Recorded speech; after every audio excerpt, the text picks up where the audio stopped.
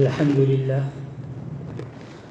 لله نحمده ونستعينه ونستغفره ونؤمن به ونتوكل عليه ونعوذ بالله من شرور أنفسنا ومن سيئات أعمالنا من يهده الله فلا مضل له ومن يضلله فلا هادي له ونشهد أن لا إله إلا الله وحده لا شريك له ونشهد أن سيدنا ومولانا محمدا عبده ورسوله صلى الله تعالى عليه وعلى آله وأصحابه وبارك وسلم تسليما كثيرا كثيرا أما بعد فأعوذ بالله من الشيطان الرجيم بسم الله الرحمن الرحيم إلا تنصروه فقد نصره الله إذ أخرجه الذين كفروا ثاني اثنين إذ هما في الغار إذ يقول لصاحبه لا تحزن إن الله معنا وقال الله تعالى والذي جاء بالصدق وصدق به أولئك هم المتقون وقال الله تعالى وسيجنبها الأتقى الذي يؤتي ماله يتزكى وما لأحد عنده من نعمة تجزى إلا ابتغاء وجه ربه الأعلى ولسوف يرضى وقال النبي صلى الله عليه وسلم لو كنت متخذا خليلا لاتخذت خليلا ولكن أخوة الإسلام أفضل أو كما قال عليه الصلاة والسلام.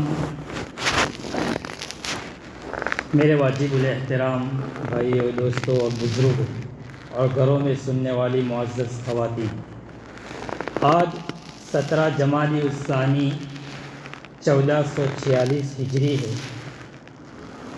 آج سے تقریباً 4 دن کے بعد جو 5واں دن آئے گا، یعنی اس ہفتے کے بدھ کا دن 22 جمادی الثانی، اس دن میں سیدنا صدیق اکبر رضی اللہ تعالی عنہ کے انتقال کا دن. صدیق اکبر رضی اللہ تعالی عنہ 22 جمادی الثانی کو دنیا سے رخصت ہوئے. صحابہ کرام نے اللہ تبارک و تعالی نے صدیق اکبر رضی اللہ تعالی عنہ کو نہایت ہی بلند و بالا مقام عطا فرمایا تھا. صدیق اکبر رضی اللہ تعالی عنہ کا اصل نام عبداللہ ہے اور آپ کے والد کا نام عثمان ہے.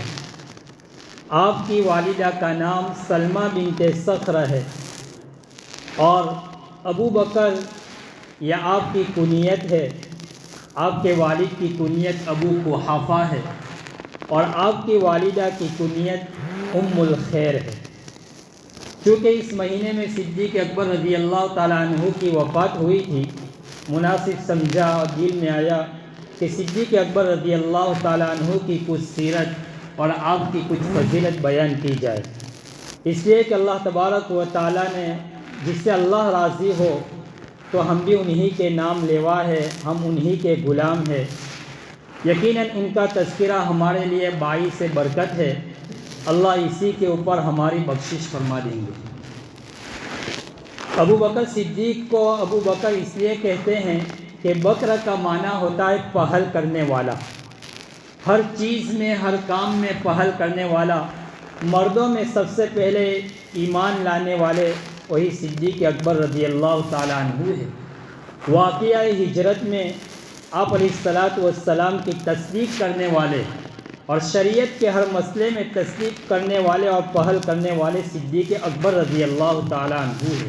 اس لیے آپ کو ابو بکر کہتے ہیں. حضرت ابو بکر صدیق رضی اللہ تعالیٰ عنہ کے 2 لقب ہیں، ایک صدیق اور دوسرا عتیق. صدیق کا معنی ہوتا ہے تصدیق کرنے والا اور عتیق کا معنی ہوتا ہے جہنم سے آزاد۔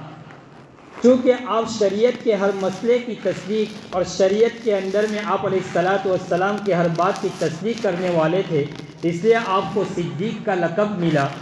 اور نبی اکرم صلی اللہ علیہ وسلم نے ایک موقع پر فرمایا، ابو بکر انت عتیق من النار، کہ ابو بکر تم جہنم سے آزاد ہو۔ تو یہ جناب رسول اللہ صلی اللہ علیہ وسلم نے آپ کو دو لقب دیے تھے، صدیق اور عتیق کا۔ میرے بھائیو، ابو بکر صدیق رضی اللہ تعالیٰ عنہ اس امت کا وہ عظیم انسان ہے کہ قرآن کریم کی متعدد آیات کے اندر میں اللہ تبارک و تعالیٰ نے آپ کا ذکر فرمایا، اشارتاً آپ کا تذکرہ فرمایا۔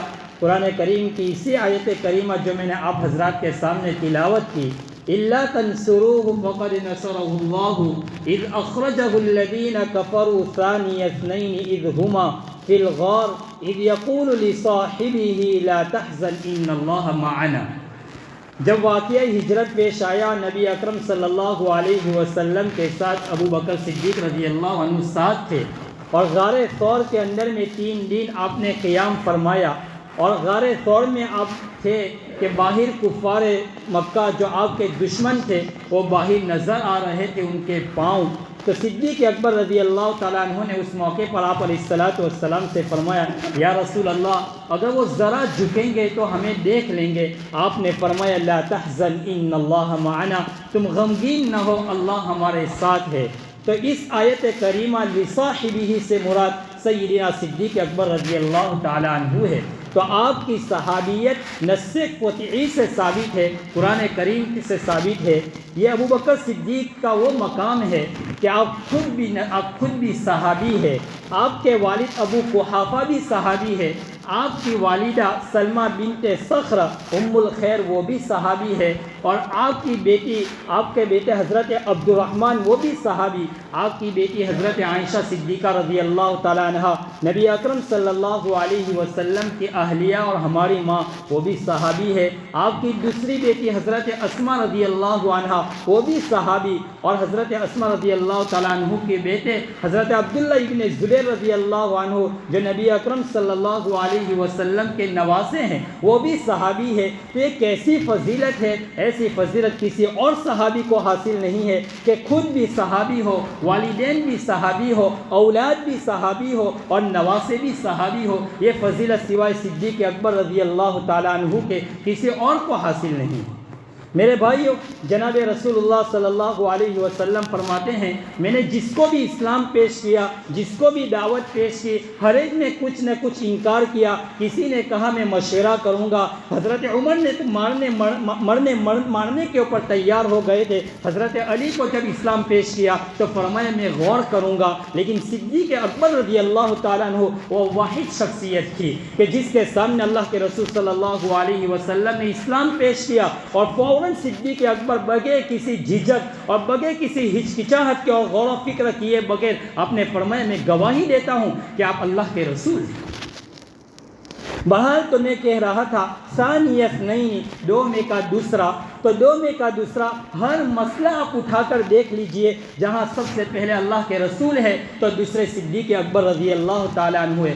ایمان لانے میں آپ علیہ الصلاۃ والسلام سب سے پہلے ہے، تو آپ کے بعد مردوں میں سب سے پہلے صدیق اکبر رضی اللہ تعالیٰ عنہ ہے۔ واقعتاً اگر دیکھا جائے تو امی جان ماں خدیجہ الکبریٰ رضی اللہ تعالیٰ عنہ سب سے پہلی عورت ہے جو سب سے پہلے اسلام لانے والے۔ مردوں میں بھی عورتوں میں سب سے پہلے اگر کسی نے اسلام قبول کیا ہے تو وہ خدیجہ الکبریٰ رضی اللہ تعالیٰ عنہ ہے۔ اس کے بعد مردوں میں جو سب سے پہلے اسلام لائی تھی، اسلام لانے والے وہ ابو بکر صدیق ہے۔ تو صدیق اکبر رضی اللہ تعالیٰ عنہ یہ ثانیت نہیں ہے، ہر معاملے میں دوسرے ہے، یعنی پہلے حضور تو بعد میں دوسرے نمبر پر ابو بکر صدیق رضی اللہ تعالیٰ عنہ تھے۔ بہرحال نبی اکرم صلی اللہ علیہ وسلم نے جب آپ امام تھے، آپ دنیا سے رخصت ہوئے، تو آپ کی جگہ پر جو سب سے پہلے امام بنے وہ صدیق اکبر رضی اللہ تعالیٰ عنہ ہے۔ نبی اکرم صلی اللہ علیہ وسلم سے دنیا سے رخصت ہونے کے بعد خلیفۃ المسلمین جو بنے وہ صدیق اکبر رضی اللہ تعالیٰ عنہ تھے۔ ہر مسئلہ آپ اٹھا کر دیکھ لیجئے، صدیق اکبر رضی اللہ تعالیٰ عنہ آگے ہیں اور آپ کے ساتھ ہے۔ ہے۔ بہرحال قرآن کریم کی دوسری آیت جس کی میں نے آپ حضرات کے سامنے تلاوت کی وہ یہ ہے والذی جاء بالصدق وصدق به اولئک هم المتقون، وہ ہے جو صداقت لے کر آئے، دین کی باتیں لے کر آئے۔ وہ کون ہے؟ وہ جناب محمد الرسول اللہ صلی اللہ علیہ وسلم ہے، اور اس کی تصدیق کرنے والے کون ہیں؟ وہ صدیق اکبر رضی اللہ تعالیٰ عنہ ہے۔ تو اس آیت میں بھی حضرت صدیق اکبر رضی اللہ تعالیٰ عنہ کی طرف اشارہ ہے۔ اور دوسری آیت وَسَيُجَنَّبُهَا الْأَتْقَى الَّذِي يُؤْتِي مَالَهُ يَتَزَكَّى وَمَا لِأَحَدٍ عِندَهُ مِن نِّعْمَةٍ تُجْزَى إِلَّا ابْتِغَاءَ وَجْهِ رَبِّهِ الْأَعْلَى وَلَسَوْفَ يَرْضَى۔ تو وَسَيُجَنَّبُهَا الْأَتْقَى، ضرور بھی ضرور جہنم کو آگ سے دور کر دیا گیا، اور یہ سب سے زیادہ اس شخص کے لیے الذی یؤتی مالہ یتزکا، جو سب سے زیادہ اللہ سے ڈرنے والا ہے، متقی ہے۔ وہ متقی کون ہے؟ فرمایا الذی یؤتی مالہ یتزکا، جو اپنا مال سب کچھ اللہ کی رضا کے لیے خرچ کرے تاکہ اللہ اس سے راضی ہو جائے۔ اللہ تو اس سے راضی ہو گئے اور وہ اللہ سے راضی ہو گئے، وہ کون ہے؟ مفسرین کہتے ہیں کہ اس آیت میں صدیق اکبر رضی اللہ تعالیٰ عنہ مراد ہے۔ بہرحال میرے بھائیوں، صدیق اکبر رضی اللہ تعالیٰ عنہ کے متعلق قرآن کریم کے اندر میں متعدد احادیث ہے۔ قرآن کریم متعدد مرتبہ آیات ہے جس میں صدیق اکبر رضی اللہ تعالیٰ عنہ کا تذکرہ ہے، اور احادیث میں 181 ایسی احادیث ہے جس میں اللہ کے رسول صلی اللہ علیہ وسلم نے صدیق اکبر رضی اللہ تعالیٰ عنہ کے فضائل بیان کیے۔ 88 احادیث ایسی ہے جس میں اللہ کے رسول صلی اللہ علیہ وسلم نے صدیق اکبر رضی اللہ تعالیٰ عنہ کے فضائل اور حضرت عمر رضی اللہ تعالیٰ عنہ کے فضائل بیان کیے۔ 17 احادیث ایسی ہے جس میں اللہ کے رسول صلی اللہ علیہ وسلم نے صدیق اکبر رضی اللہ تعالیٰ عنہ کے، حضرت عمر رضی اللہ تعالیٰ عنہ کے اور حضرت عثمان رضی اللہ تعالیٰ عنہ کے فضائل بیان کیے۔ اور 14 احادیث ایسی ہے کہ جس میں اللہ کے رسول صلی اللہ علیہ وسلم نے خلفائے اربعہ یعنی 4 بڑے بڑے صحابہ کا تذکرہ کیا، جس کے اندر میں اللہ کے رسول نے ان کے فضائل بیان کیے۔ بہرحال صدیق اکبر رضی اللہ تعالیٰ عنہ یہ وہ شخصیت ہے کہ اللہ کے حبیب علیہ الصلاۃ والسلام نے آپ نے دنیا ہی کے اندر میں جن 10 صحابہ کو ایک ساتھ جنت کی بشارت سنائی، ان میں سب سے پہلے جس شخصیت کو جنت کی بشارت سنائی تھی وہ صدیق اکبر رضی اللہ تعالیٰ عنہ ہے۔ ایک مرتبہ صدیق اکبر رضی اللہ تعالیٰ عنہ آقا صلی اللہ علیہ وسلم سے کہنے لگے، اے اللہ کے حبیب علیہ الصلاۃ والسلام، میرے والد ایمان لے آئے، اس سے کہیں زیادہ اگر آپ کے چچا ابو طالب ایمان لے آتے مجھے زیادہ خوشی ہوتی، اس لیے کہ میرے والد ابو قحافہ ایمان لائے کہ یہ مجھے خوشی ہوئی، اور آپ کے چچا ابو طالب اسلام قبول کر لیتے تو آپ کو خوشی ہوتی، اور آپ کی خوشی میری خوشی ہے۔ کیسے صحابہ تھے کہ جنہوں نے اپنی جان کو، اپنے مال کو، سب کچھ اللہ کے رسول صلی اللہ علیہ وسلم کے اوپر قربان کر دیا۔ میرے بھائی، یہی وہ صدیق اکبر رضی اللہ تعالیٰ عنہ ہے۔ بخاری شریف اور مسلم شریف کی روایت ہے، اللہ کے حبیب علیہ الصلاۃ والسلام ایک باغ کے اندر میں گئے۔ ابو موسیٰ اشعری رضی اللہ تعالیٰ عنہ اس روایت کو نقل کرتے ہیں، فرمایا اللہ کے حبیب علیہ الصلاۃ والسلام ایک باغ میں تشریف لے گئے، اور آپ علیہ الصلاۃ والسلام نے مجھ سے فرمایا کہ اس باغ کے اندر میں کسی کو آنے کی اجازت نہیں ہے جب تک کہ آپ ان سے پوچھ نہ لیں اور مجھ سے اجازت طلب نہ کر لے۔ ابو موسیٰ اشعری رضی اللہ تعالیٰ عنہ فرماتے ہیں کہ میں نے اللہ کے رسول صلی اللہ علیہ وسلم کو دیکھا کہ آپ نے اس باغ کے اندر میں ایک کنواں تھا، اس میں سے آپ نے پانی کو نوش فرمایا، اور آپ نے اپنے دونوں پاؤں مبارک کو کنویں کے اندر میں لٹکا دیے، اور آپ اس کے اوپر بیٹھے رہے۔ فرمایا تھوڑی دیر گزری کہ صدیق اکبر رضی اللہ تعالیٰ عنہ تشریف لائے اور اندر میں آنے کی اجازت طلب کی۔ فرمایا آپ ٹھہرو، میں اللہ کے رسول صلی اللہ علیہ وسلم سے اجازت طلب کرتا ہوں۔ جب اللہ کے رسول صلی اللہ علیہ وسلم سے اجازت لی، فرمایا صدیق اکبر ہے، تو آپ نے فرمایا اذن لہ وبشرہ بالجنہ، فرمایا انہیں اجازت دے دیجئے اور جنت کی خوشخبری سنا دیجئے۔ تھوڑی دیر کے بعد حضرت عمر رضی اللہ تعالیٰ عنہ تشریف لائے، فرمایا اللہ کے رسول، حضرت عمر ہے، فرمایا اذن لہ وبشرہ بالجنہ۔ فرمایا تھوڑی دیر گزری کہ حضرت عثمان رضی اللہ تعالیٰ عنہ آئے، فرمایا اللہ کے رسول سے اجازت لی، آپ نے فرمایا اذن لہ وبشرہ بالجنہ علی فیہا بلوا مصیبت، فرمایا انہیں جنت کی خوشخبری بھی سنا دیجئے اور فرما دیجئے کہ ان کے اوپر مصیبتیں بھی آنے والی ہے، حالات بھی آنے والے ہیں۔ اور حضرت عمر، حضرت عثمان رضی اللہ تعالیٰ عنہ کے اوپر وہ حالات آئے، وہ مصائب آئے کہ آپ ان کی زندگی پڑھیں گے، ان کی حیات پڑھیں گے، ان کی سوانح پڑھیں گے، یقیناً ایمان تازہ ہو جائیں گے کہ صحابہ نے کیسی قربانی دی اور حضرت عثمان رضی اللہ تعالیٰ عنہ کے اوپر بلوائیوں نے کیسا حملہ کیا تھا کہ آپ کے خونی دشمن ہو گئے، آپ کو شہید کر دیا گیا، 1 مہینے تک آپ کو پانی پینے کے لیے نہیں دیا، آپ کے گھر کا گھیراؤ کیا اور آپ کو بری طریقے سے شہید کر دیا گیا۔ انشاءاللہ کسی وقت میں حضرت عثمان رضی اللہ تعالیٰ عنہ کی زندگی کو بیان کروں گا۔ بہرحال اللہ کے رسول صلی اللہ علیہ وسلم نے حضرت عثمان کو اجازت دی۔ حضرت سعید بن مسیب رضی اللہ تعالیٰ عنہ فرماتے ہیں کہ میں نے دیکھا کہ صدیق اکبر رضی اللہ تعالیٰ عنہ دائیں طرف ہے، حضرت عمر بائیں طرف بیٹھ گئے اور سامنے حضرت عثمان رضی اللہ تعالیٰ عنہ تھے۔ میں نے سمجھ لیا، میں نے اس سے تعبیر نکالی کہ دنیا سے جانے کے بعد بھی اللہ کے رسول کے دائیں طرف صدیق اکبر ہوں گے، بائیں طرف عمر ہوں گے اور سامنے جنت البقیع ہے، فرمایا اس میں حضرت عثمان ہوں گے۔ جب انتقال ہو گیا تو ایسا ہی ہوا کہ آپ کے پڑوس کے اندر میں صدیق اکبر کی قبر مبارک اور بائیں طرف حضرت عمر ہے اور سامنے جنت البقیع ہے، تو اس میں حضرت عثمان رضی اللہ تعالیٰ عنہ کی تدفین ہوئی۔ بہرحال میرے بھائیوں، تو حضرت صدیق اکبر رضی اللہ تعالیٰ عنہ کے متعدد فضائل ہے اور متعدد احادیث میں اللہ کے رسول صلی اللہ علیہ وسلم نے انہیں جنت کی بشارت سنائی۔ ایک مرتبہ اللہ کے حبیب علیہ السلام نے فرمایا کہ جنت کا ایک دروازہ ہے، اس کے اندر میں سے نماز پڑھنے والے داخل ہوں گے۔ جنت کا ایک دروازہ ہے جس کے اندر میں جہاد کرنے والے داخل ہوں گے۔ جنت کا ایک دروازہ ہے جس کے اندر میں صدقات کرنے والے داخل ہوں گے۔ جنت کا ایک دروازہ ہے باب الریان، جس سے روزہ رکھنے والے داخل ہوں گے۔ صدیق اکبر رضی اللہ تعالیٰ عنہ نے فرمایا یا رسول اللہ صلی اللہ علیہ وسلم، کون ایسا شخص ہے کہ جنت کا ہر دروازہ اس کو اپنی طرف کھینچے گا اور یوں کہیں گے کہ میرے اندر سے داخل ہو جا؟ اللہ کے حبیب نے فرمایا مجھے امید ہے وہ صدیق اکبر ہی ہوں گے کہ جنت کا ہر دروازہ یہ تمنا کریں گے کہ صدیق اکبر میرے دروازے سے داخل ہو جائے۔ اتنی بڑی شخصیت ہے جس نے اسلام کے لیے اپنا سب کچھ قربان کر دیا۔ غزوہ احد کا معرکہ ہے، نبی اکرم صلی اللہ علیہ وسلم نے فرمایا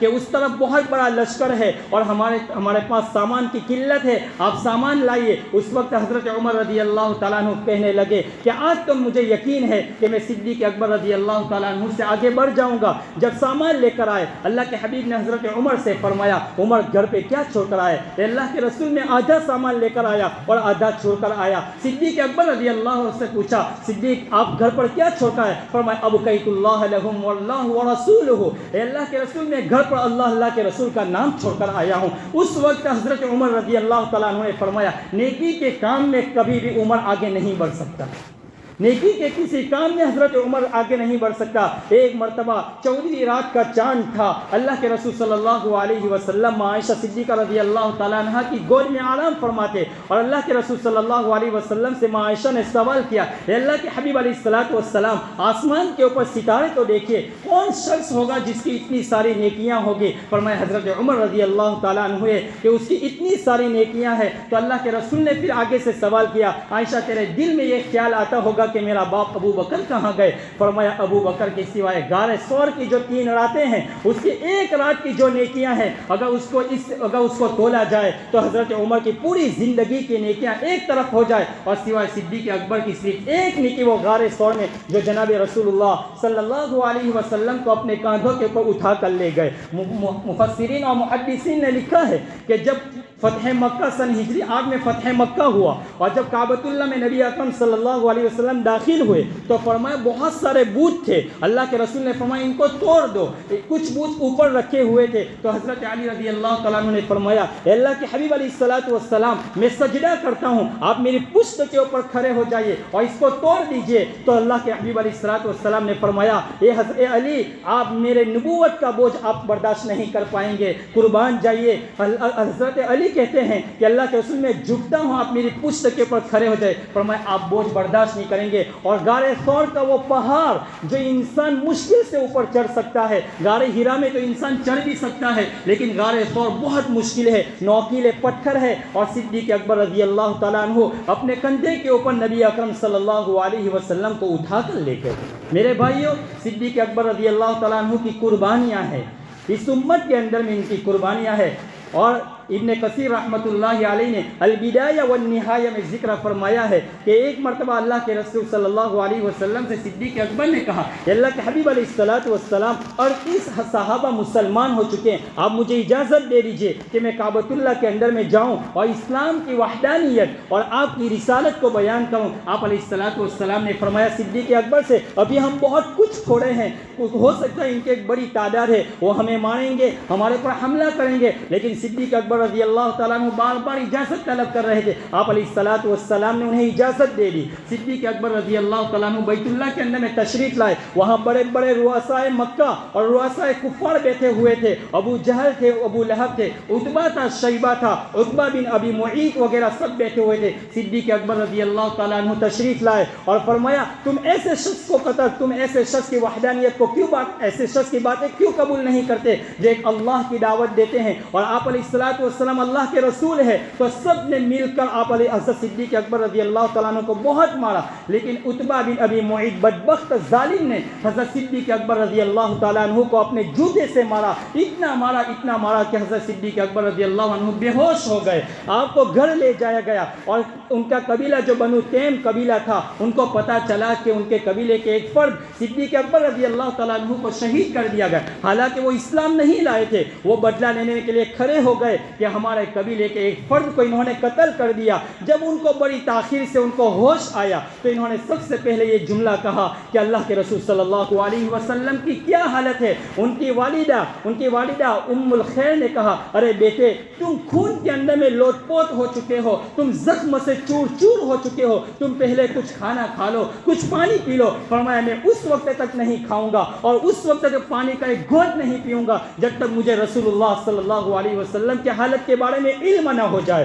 تو حضرت ابوبکر صدیق رضی اللہ تعالیٰ عنہ کے پاس فرمایا بیٹا میں آپ کو کیسے لے جا سکتی ہوں؟ فرمایا ام جمیلہ بنت عمر سے کہیے آپ کہ وہ آئے۔ فرمایا دونوں خاتون نے آپ کو سہارا دیا اور حضرت ابوبکر صدیق رضی اللہ تعالیٰ عنہ کو اسی حالت میں آپ زمین سے آپ کے پیر گھسیٹ رہے تھے، اللہ کے رسول صلی اللہ علیہ وسلم کے پاس تشریف لے گئے۔ آپ علیہ السلام زید بن ارقم کے گھر میں آرام فرماتے، جب آپ کو دروازے کو دستک دیا اللہ کے رسول نے فرمایا کہ دروازہ کھولو۔ جب دروازہ کھولا گیا تو آپ نے دیکھا کہ صدیق اکبر رضی اللہ تعالیٰ عنہ ہے، آپ کی آنکھوں میں آنسو آ گئے اور فرمایا صدیق تمہاری کیسی حالت کر دی ظالموں نے؟ فرمایا میں نے تمہیں منع کیا تھا کہ آپ مت جائیے۔ اللہ کے رسول نے انہیں معانقہ کیا، مصافحہ کیا اور فرمایا صدیق تمہاری قربانی کا بدلہ اللہ ہی دے سکتا ہے۔ میرے بھائیوں یہ وہ صحابی ہے جنہوں نے اپنی جان کو اپنی مال کو اسلام کے لیے پیش کر دیا۔ جب اسلام قبول کر کیا تو 40,000 درہم تھے، لیکن جس وقت دنیا سے رخصت ہوئے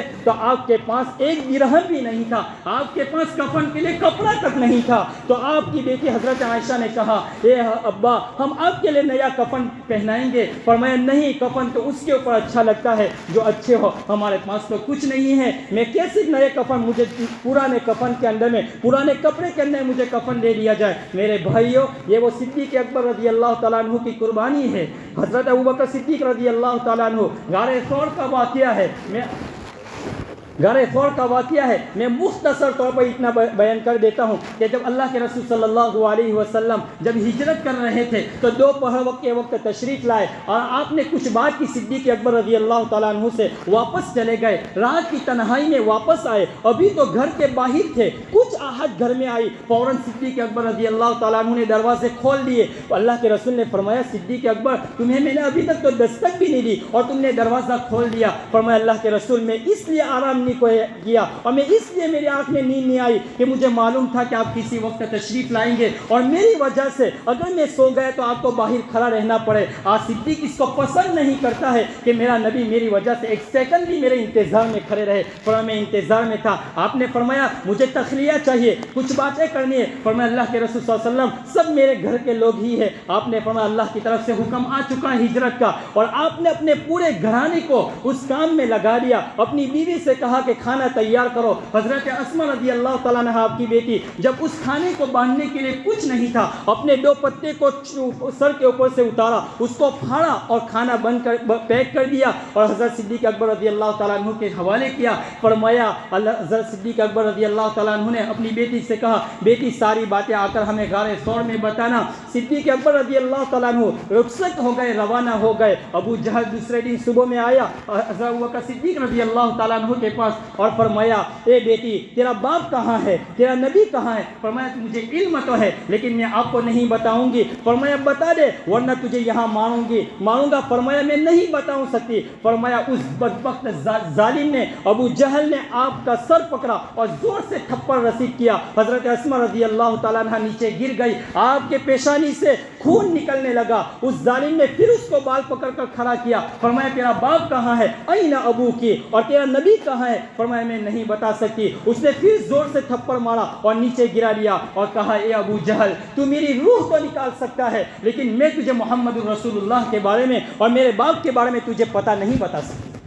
جب دوسرے دن حضرت اسما رضی اللہ تعالیٰ عنہ غار ثور میں پہنچی, کچھ رنجیدہ کچھ غم تھی. اللہ کے رسول صلی اللہ علیہ وسلم نے دیکھا کہ آج اسما کچھ غم زدہ ہے. فرمایا اسما کیا بات ہوئی؟ فرمایا اللہ کے رسول صلی اللہ علیہ وسلم, ابو جہل گھر پہ آیا تھا اور اس نے مجھے اس طرح پوچھا, میں نے کہا میں نہیں بتا سکتی. اس وقت اللہ کے رسول صلی اللہ علیہ وسلم کی آنکھ سے آنسو آ گئے. اس وقت اللہ کے حبیب نے فرمایا, ابو بکر صدیق تم نے اسلام کے خاطر بہت قربانیاں پیش کی ہے, بہت قربانیاں پیش کی ہے. میرے بھائی بس وقت پورا ہو گیا, انشاءاللہ کسی اور وقت صدیق اکبر رضی اللہ تعالیٰ عنہ کے جو فضائل ہے اور آپ نے اسلام کے خاطر جو قربانیاں دی ہے انشاءاللہ اس کو بیان کریں گے. اللہ تبارک و تعالی ہمیں ان صدیق اکبر رضی اللہ تعالیٰ عنہ کے فضائل اور آپ کی سیرت اور آپ کے نقش قدم پر چلنے کی توفیق نصیب فرمائے. میرے بھائیوں, جس کے ساتھ دنیا کے اندر میں اٹھنا بیٹھنا رکھیں گے اللہ تبارک و تعالیٰ قیامت کے دن انہی کے ساتھ ہمارا حشر فرمائیں گے. ایک صحابی نے اللہ کے رسول سے فرمایا, اے اللہ کے رسول قیامت کب قائم ہوگی؟ آپ نے فرمایا تم نے کون سی تیاری کی ہے؟